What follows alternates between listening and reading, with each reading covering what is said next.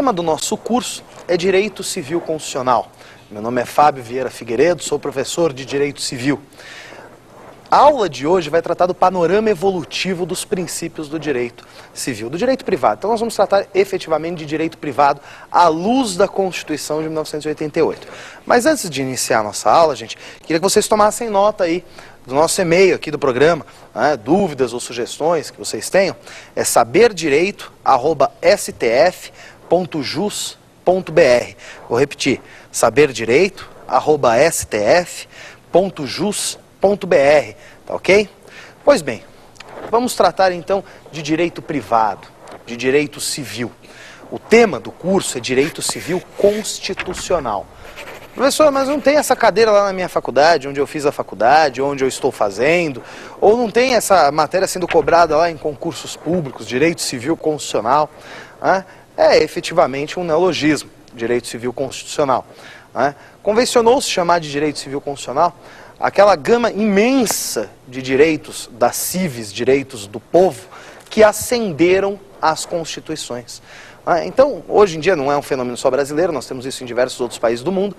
As normas que garantem os direitos individuais, ou algumas normas que garantem direitos individuais, que garantem direitos das civis, ascenderam às constituições. A isso se convencionou chamar direito civil constitucional.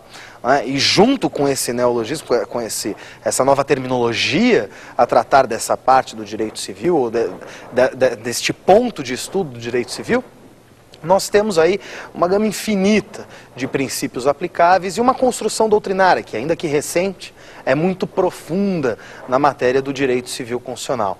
Tá legal, gente? Então a gente tem de ver aí onde que tudo começou, né? O direito privado. A maior evolução do direito privado se deu em que momento? A maior evolução do direito privado se deu lá na época do direito romano. Tá? Então, vários institutos de direito privado que nós estudamos hoje, direito civil, né? Contratos, casamentos, sucessões, direitos obrigacionais, direitos das coisas, eles nasceram lá no direito romano, lá no Império Romano. Então, a maior evolução do direito privado se deu efetivamente naquela época, no Império Romano. No entanto, com a queda do Império Romano, nós tivemos uma obstaculização no desenvolvimento do direito privado. Uma obstaculização no desenvolvimento do direito do indivíduo, né? Dos direitos individuais, dos direitos das civis. Né? Isso foi um tanto quanto bloqueado, quanto obstaculizado. Da queda do Império Romano até 1789, nós só tivemos o desenvolvimento das chamadas ou ditas teorias públicas. Né? Para quem fez ou está fazendo a faculdade de Direito, tem lá uma matéria específica chamada Ciência Política ou Teoria Geral do Estado, a depender de cada programa, de cada universidade, isso é apresentado de uma maneira, em que nós estudamos basicamente os contratualistas. Né? E aí vamos citar aí Hobbes, Locke e Rousseau, os três principais.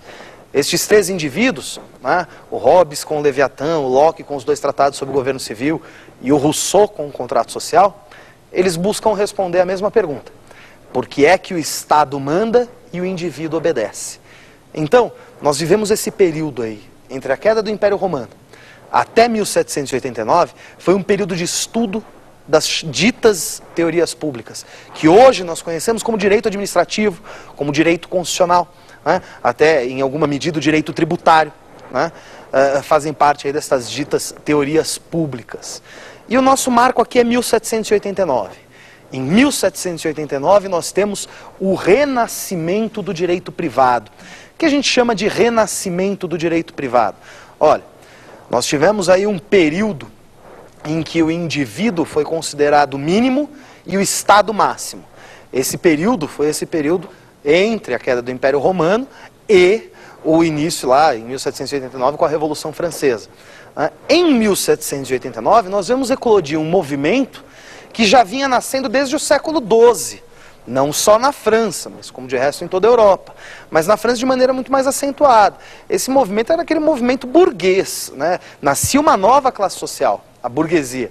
Esses sujeitos, esses tais burgueses, eles tinham o quê? Um exacerbado poder econômico, mas nenhum poder político, nenhum poder de efetiva decisão.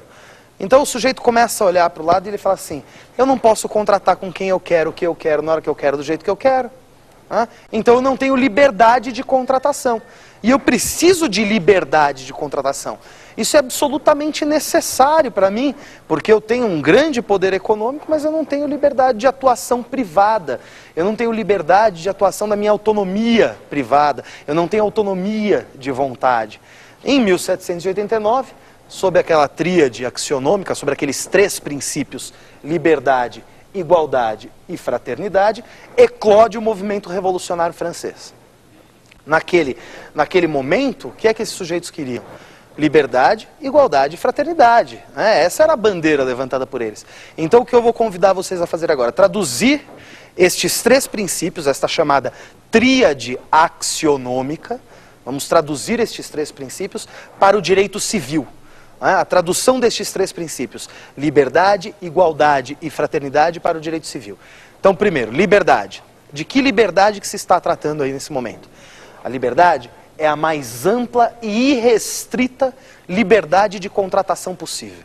Então, esse primeiro princípio, liberdade, a mais ampla e irrestrita liberdade de contratação possível.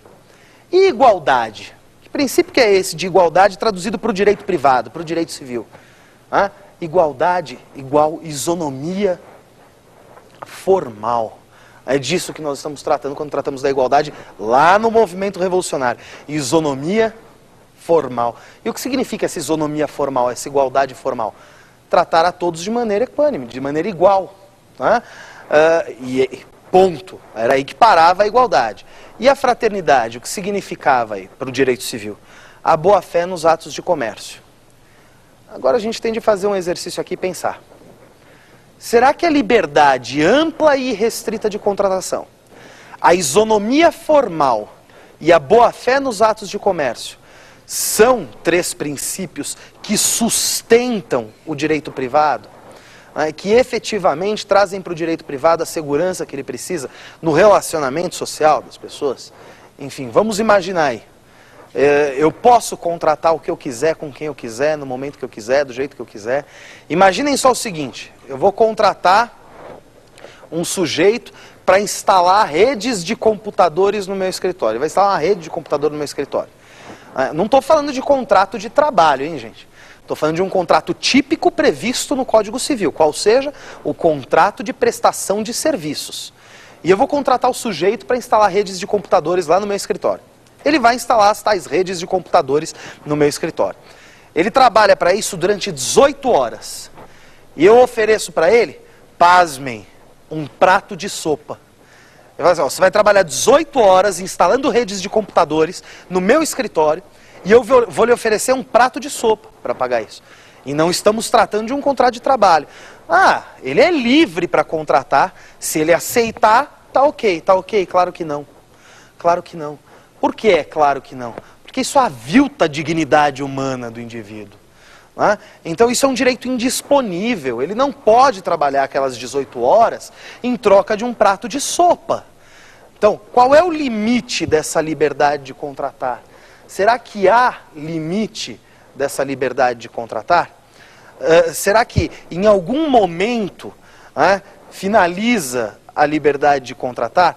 A gente tem até uma pergunta dessa que o pessoal fez aí nas ruas, qual era o limite da liberdade de contratar. Então, sobre limitação à liberdade de contratar, a gente tem até uma pergunta dessa aí que fizeram. Vamos ver lá a pergunta. Meu nome é Monique e eu gostaria de saber qual é o limite da liberdade de contratar. Pergunta da Monique aí sobre o limite à liberdade de contratação. Limite à liberdade de contratação não é senão a ordem pública instalada, né? É disso exatamente que se trata. A ordem pública instalada é o limite da liberdade de contratar. Mas como que isso se dá? O que é essa tal ordem pública instalada? Qual é o preenchimento desse conceito? E